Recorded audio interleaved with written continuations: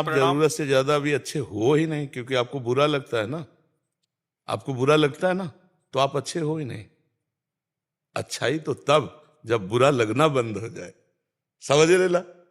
अभी आपको बुरा दिखता है ना, बुरा लगता है ना, तो अभी सच्चे अच्छे नहीं हुए। है? हाँ, वही वही बात देखो।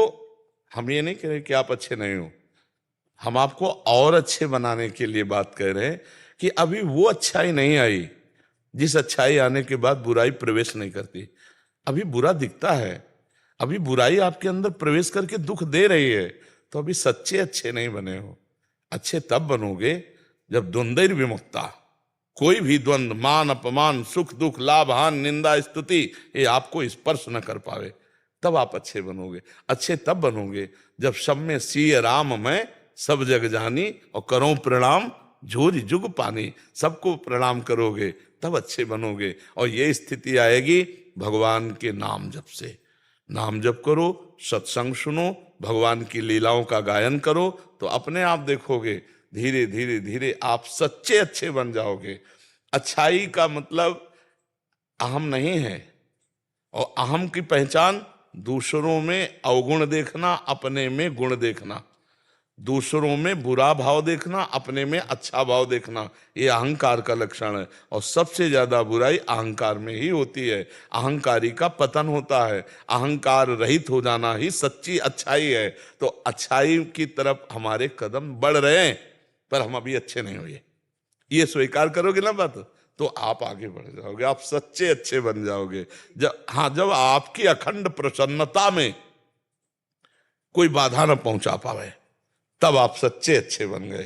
तो वो होता है ब्रह्मभूता। ब्रह्मभूता प्रसन्नात्मा, न सोचते न कांक्षते। न कोई सोच है, न कोई चाह है। इतना आनंद है भगवान के चरणों में भाई। एक बार चित्त जुड़े तो, अभी तो बहुत नीचे, अभी तो ऐसा लगता है जैसे आप वचन बोले ना कि कितना अच्छा, कब तक अच्छा।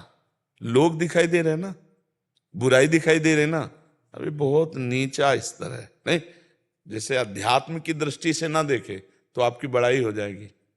सठे साठ्यम समाचरित, ये भी उत्तर है एक, लेकिन अध्यात्म का उत्तर नहीं है, ये प्रपंच का उत्तर है।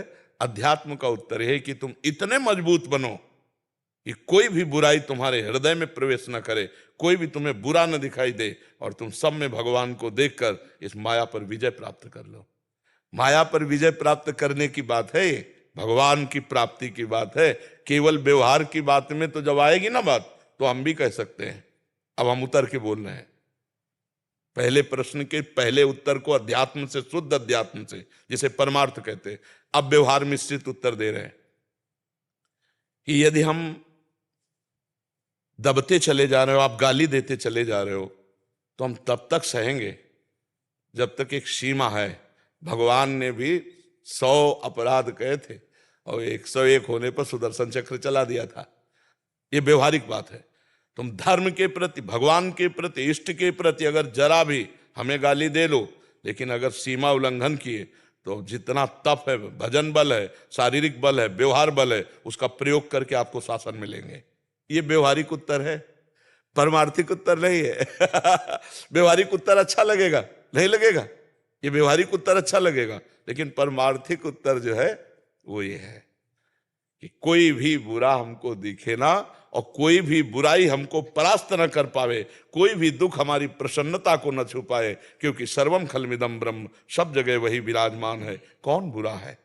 सच्चा ज्ञान, सच्ची अच्छाई तो यही है ना कि बुरे में भी मुझे भगवान दिखाई दें और हम उसको सह जाएं। लेकिन ये परमार्थ व्यवहार में, व्यवहार का दूसरा स्वरूप होता है। अगर आप परमार्थ के पथिक बनना चाहते हैं तो इतनी अच्छाई लाओ कि आप में किसी को बुरा देखने की बात ही ना आवे, किसी का बुरा करने की बात ही ना आवे, नहीं ना। और हमें लगता है अच्छाई का प्रभाव बहुत जोर का पड़ता है, पड़ता है। जब आप 10 बार किसी से अच्छा ही बर्ताव करेंगे तो 10 बार बुरा करने वाला एक दिन रो के आपके पैर पकड़ लेगा। एक नाथ जी महाराज महाराष्ट्र के, गंगा स्नान, वहां गोदावरी है, तो गोदावरी गंगा स्नान करने गए, तो ऊपर अन्य धर्मावलंबी का मकान था, तो उसने देखा कि बाबा जी, तो थूक दिया ऊपर, ऐसे बालकनी से ऐसे थूक दिया। फिर गंगा स्नान करने गए, देखा कि थूक आ गया, तो फिर फिर थूक दिया। 100 बार थूका, 100 बार, 100 बार गंगा स्नान करने। आखिरी में उतरा, चरणों में लौट गया। उसने कहा क्षमा करो, मुझसे बहुत बड़ी गलती हुई, आप जैसे निर्मल हृदय वाले को मैंने 100 बार थूका। तो उनका भैया आपका कोई अपराध नहीं बना, देखो संत हृदय, जब अच्छा हो गया तो बुराई नहीं दिखाई। बोले वैसे तो मैं 100 बार स्नान 100 दिन में करता, आपकी कृपा से एक दिन में 100 बार स्नान हुआ, ये आपकी कृपा। वो पानी पानी हो गया, दोबारा कभी उसने उनके। तो हमें लगता है हम अगर सच्चे से अच्छाई धारण करें तो सामने वाला परिवर्तित हो जाएगा और हमको बुराई नहीं दिखाई दी। एकनाथ जी ने उसमें बुरा नहीं देखा, वो कहा कि भैया जो हम 100 दिन में गंगा स्नान का लाभ लेते वो एक दिन में आपने दे दिया, ये तो आपकी कृपा हुई ना। तो ऐसे देखा जाता है परमा। जैसे हमें कोई गाली दे रहा है तो हमें सोचना है कि कोई पूर्व का प्रारब्ध है जो भगवान कटु वचन सुना करके क्षमा करवा रहे हैं, अब वो मार्जन करवा रहे हैं। बड़ी कृपा है कि वाणी से बोल करके हमारे हृदय को जलाकर ठीक कर रहे हैं, नहीं तो शारीरिक दंड देते।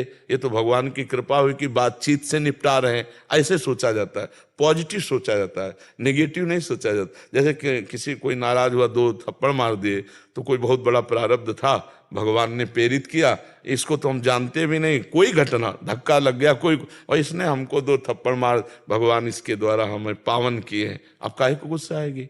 ऐसे विचार किया जाता है पॉजिटिव। जैसे अपनी जबान अपने दांत से कट जाए तो हम किसको गाली देंगे। अपने हाथ के द्वारा भी अपने शरीर में कभी कभी चोट लग जाती है, चाकू लग जाती है, किसको हंसी देते हैं, यार वो चूक हो गई। हमको ऐसे ही अपने अंगों के द्वारा अपने अंगों को जैसे पीड़ा पहुंचती है तो हम किसी से रिपोर्ट नहीं करते, किसी को मारते पीटते नहीं, सह जाते हैं। हम ही फिसल के गिर गए और बहुत चोट लग गई तो हम किसी को कुछ कहते थोड़ी है।